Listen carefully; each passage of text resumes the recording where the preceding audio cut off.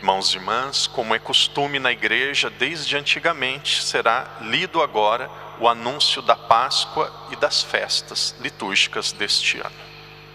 Irmãos caríssimos, na glória do Senhor, a glória do Senhor manifestou-se e sempre se manifestará no meio de nós até o seu retorno.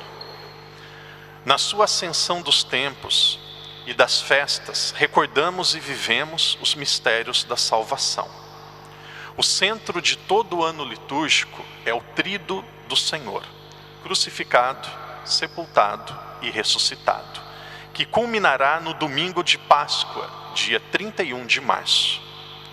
Em cada domingo, Páscoa da semana, a Santa Igreja torna presente este grande acontecimento, no qual Cristo venceu o pecado e a morte. Da Páscoa procederam todos os dias santos. As cinzas, início da quaresma, dia 14 de fevereiro. A ascensão do Senhor, dia 12 de maio. O Pentecostes, dia 19 de maio. E o primeiro domingo do Advento, dia 1º de dezembro. Também nas festas da Santa Mãe de Deus, dos apóstolos, dos santos e na comemoração de todos os fiéis defuntos. A Igreja peregrina sobre a terra proclama a Páscoa do seu Senhor. A Cristo que era, que é e que vem, Senhor do tempo e da história, louvor e glória pelos séculos dos séculos. Amém. Irmãos e irmãs, após o Evangelho de hoje, nós acabamos de ouvir a leitura do anúncio da data da Páscoa e das principais celebrações do ano. Enquanto o padre fazia o anúncio, nós ouvimos 31 de março, a Páscoa, quarta-feira de cinzas, dia 14 de fevereiro, Ascensão do Senhor, 12 de maio. Enquanto o padre fazia o anúncio, eu prestava atenção no que eu estava lendo e também eu meditava comigo. Como que a nossa igreja é linda, como que a nossa igreja é séria. Eu não posso na sacristia pegar a Bíblia, abrir de repente uma página e falar: hoje o Espírito Santo, esta noite eu tive um sonho de uma festa de casamento. Então é Deus dizendo para mim que hoje eu devo falar de bodas de Caná. E aí eu pego a Bíblia e venho aqui, leio bodas de Caná e falo o que eu quero. Não. A igreja é linda. Nós temos uma história como católicos, isso deve trazer uma alegria, um orgulho muito grande a cada um de nós. Nós temos uma história que vem desde Jesus, dos apóstolos, passou por inúmeros santos. A mesma missa que nós estamos tendo aqui em Macau. Se alguém tem algum parente, muitos têm, liga para Portugal e diz: prestou atenção no evangelho de hoje? Qual foi o evangelho de hoje? Certeza, eles vão dizer: foi o evangelho dos magos. No Brasil, na África, em Macau, em Pequim, em qualquer lugar do mundo, a igreja tem a mesma liturgia. Às vezes, não acontece sempre, às vezes tem pessoas que procuram um padre um pouco revoltadas. Por que a igreja é assim? Por que a igreja não aceita isso? Por que a igreja é tão atrasada, tão retrógrada? É por isso que nós estamos vendo muita gente deixando a igreja. E aí, vai passando o tempo, a gente vai ficando um pouco mais sábio, vai ouvindo menos, vai ouvindo mais e falando menos. Normalmente eu só digo assim: tudo isso porque a igreja é séria. A igreja é séria. A igreja é séria.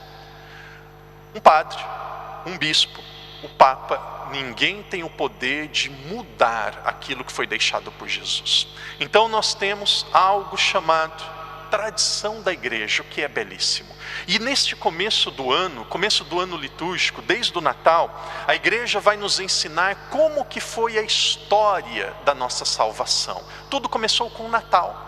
Então veja, as celebrações que nós vamos tendo é como se fosse capítulos de um livro muito profundo e muito lindo, ou páginas diferentes de uma história que ela vai crescendo de forma progressiva. Qual que é o primeiro mistério? É o Natal. O que é um Natal? O Natal é algo fantástico. Esses dias uma criança da escola perguntava assim para mim, do colégio de São José aqui do lado, uma criança chinesa: padre, estou pensando em ser católico. Oh, graças a Deus. Mas a minha mãe, padre, ela não é católica, eu acho que ela não vai aceitar. Imagina a situação do padre. Imagina, eu falo, não preocupa. Depois a mãe ouve, pega o padre aí. Meu Deus, o que eu vou dizer? Fala, não, mas conversa com ela, conversa com jeito, convida ela para vir um dia na missa. Se ela quiser, ela pode vir conversar com o padre também. E aí, padre, mas o que tem assim de tão bonito? O que tem de tão interessante na igreja? O que é o mais bonito? Aqui está o ponto. O mais bonito é, para nós, Deus é amor. E um amor tão concreto, tão concreto, tão concreto, que ele não ficou apenas no céu, enviando livros, enviando profetas e ensinando através de textos. Em um determinado momento da história, Deus, ele se fez gente. E aqui só existe duas opções. Ou você acredita, eu digo senhor, a senhora, ou o senhor, a senhora, o padre acredita ou não acredita. Para nós este é o mistério central. Para nós aqui, nós estamos no centro de tudo. Deus se fez gente. Deus se fez humano. Deus, ele quis entrar dentro da história para ser solidário a cada um de forma muito concreta. Alguém que diz assim: Senhor, eu perdi o meu pai, perdi minha mãe, dói o meu coração. Jesus vai dizer: eu sei o que você está dizendo, porque eu também perdi o meu pai. Eu também perdi o meu melhor amigo, Lázaro. Talvez algum homem, alguma mulher diz assim: padre, a dor mais dura de todas eu estou tendo, a dor da traição. Eu fui deixado, fui abandonado, eu fui rejeitado. Jesus vai dizer: eu sei o que você está passando. Eu também fui traído por um grande amigo, por algumas moedas, e depois eu fui morto por causa dessa traição. Alguns podem dizer assim: padre, dói o meu corpo. Encontrei uma pessoa jovem ontem, praticamente da idade do padre, de 44 anos. Ele falou: padre, eu tinha muita dor nos ossos, não sabia o que era a causa da dor. Fiz exame, fiz check-up, fiz de tudo, e agora eu descobri que o meu organismo, ele não consegue absorver fósforo, cálcio. Então os meus ossos são muito fracos. O médico falou: toma cuidado do jeito que você anda, porque se você cair, você vai quebrar a bacia, você vai quebrar os ossos, você vai ter muita dificuldade para se recuperar. Seus ossos são parecidos com ossos de pessoa de 90, 95 anos. Aí possivelmente ele pensava assim: meu Deus, o Senhor me entende? Jesus dizendo assim: eu te entendo, Deus te entende. Ah, entende porque Deus sabe tudo? Não é só porque Ele sabe tudo, porque Ele passou por isso. Jesus, eu não sei se alguém aqui já pediu alguma vez um copo de água e foi rejeitado. Eu nunca passei fome na minha vida. Jesus, ele passou fome no deserto. Jesus, ele passou sede. Jesus está dizendo assim: que coisa linda. Jesus está dizendo: não existe nenhum problema, não existe nenhuma situação, não existe nenhuma dor, não existe nenhuma realidade humana que eu não sei o que você vive ou que alguém vive, porque eu já passei por isso. Tristeza, muitos pais, de repente os filhos vão, aqui nós temos jovens, não faça isso com seus pais. De repente vai para a universidade, fica 1 mês, 3 meses sem ligar para o pai. De repente faz uma universidade, se acha melhor do que o pai e a mãe, humilhando o pai e a mãe, às vezes porque conseguiu um título. Se não fosse o seu pai e a sua mãe, você nem existiria. Pai é pai, mãe é mãe. Vocês vão entender o que eu estou dizendo. Eu sou padre, graças a Deus, diante de Deus, eu tenho uma dignidade que é muito grande. Na minha casa, quem manda? Meu pai e minha mãe. Meu pai e minha mãe. Quem manda é meu pai e minha mãe. Eles falam, eu obedeço.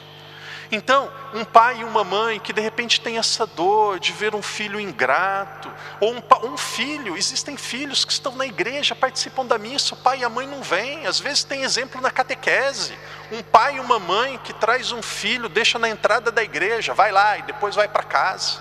Que coisa triste, imagina, a cabeça da criança fica toda atrapalhada. joga lá dentro da igreja, acaba a catequese, puxa para casa e não pisa na igreja, por isso que é uma alergia espiritual. Que testemunho que é esse? A criança não, vai ter muita dificuldade de acreditar. Então um filho desse, que tem uma dificuldade, o pai e a mãe, que às vezes não acredita, ou um pai e uma mãe que vê uma situação dessa, é Jesus dizendo assim, isso deve tocar o nosso coração: eu sei o que você está passando, eu sei o que você vive, porque eu também vivi. Então o que é o Natal? O que é a encarnação do Verbo? É Deus dizendo: eu sei o que cada pessoa passa, porque eu também passei por tudo isso. E aí a história ela vai acontecendo e vai se desenvolvendo. Nós tivemos Nossa Senhora Mãe de Deus. E aí depois as pessoas começam a perceber que Jesus é Deus. A liturgia, ela vai nos mostrando que Jesus ele vai se revelando aos poucos. Isso é epifania. A palavra epifania significa revelação. É como se fosse uma cortina, é como se fosse no cinema, no teatro é mais bonito. Cortina, ela vai subindo, cortina vai subindo e a gente vai vendo o que tem atrás. Vai se revelando, vai subindo a cortina e a gente vai vendo o que tem atrás.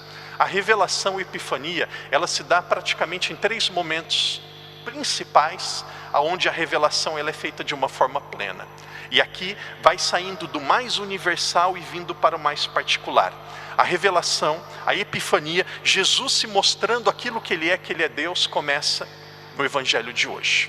Pagãos, magos, que vieram, hoje seria Afeganistão, lugar bem longe de Israel. Esses magos, orientados por uma estrela, sentiram no coração que o Rei dos Reis havia nascido. Pegaram o que eles tinham de melhor, ouro, incenso, mirra, pegaram um cavalinho ou burro ou o que for, foram indo. Daqui a pouco o padre diz um pouco mais sobre o evangelho de hoje. Então, através dos reis magos, o que significa? Jesus se revela ao mundo todo, aos pagãos, ao mundo todo. Ele é Deus. Existe um outro aspecto dessa cortina que vai se mostrando, que vai se levantando e a revelação vai sendo mais clara. Qual que é a segunda etapa da manifestação? Qual que é a segunda etapa da revelação de Deus em Jesus? Através do batismo de Jesus. O que aconteceu no batismo de Jesus? Uma voz do céu disse: este é o meu filho amado. Aqui Jesus ele não se manifesta de forma especial ao mundo todo. Ele se manifesta aos judeus. João Batista era judeu. As pessoas que estavam vindo sendo batizadas eram judaicas. Os reis magos, o batismo, e aí depois a epifania tem outro momento muito concreto, que é o último, que é bodas de Caná. Bodas de Caná, Jesus também mostra que ele é Deus. Por que ele mostra que ele é Deus? Porque ele faz milagre. Em bodas de Caná, Jesus se revela aos seus discípulos, aos apóstolos. Então a revelação de Deus ela vai acontecendo de forma gradual, de forma progressiva. Se nós olharmos para a nossa vida, quando eu olho para a minha vida, e aqui tem algo também muito bonito, muito importante. Deus não é um conteúdo que nós estudamos. Deus é uma pessoa que nós nos relacionamos. Muitas pessoas dizem assim: padre, eu não consigo sentir Deus. Deus não é para ser sentido. Deus é para ser relacionado. Deus é para ser amado. Deus é para ser dialogado. Às vezes dizem assim: padre, eu não consigo sentir Deus. E eu pergunto: o senhor, a senhora, você, ou o padre Daniel, você consegue sentar 10 minutos em silêncio na igreja sozinho para rezar? Deus ele não fala no barulho, Deus ele fala na simplicidade, no silêncio. Então Deus ele dialoga conosco, principalmente quando nós damos oportunidade para Ele. Última parte da reflexão, vamos falar sobre o evangelho de hoje. Então Jesus ele se manifesta a esses 3 magos. O que aconteceu? Saíram lá do extremo, um pouco mais perto aqui da China, do Japão, de Macau, de Hong Kong, foram indo para Jerusalém. E aí eles pensaram assim: uma estrela foi guiando. E aí eles pensaram: onde que nós vamos encontrar esse menino? Onde que nós vamos? E aí eles foram muito sábios. Eles disseram: vamos para a capital.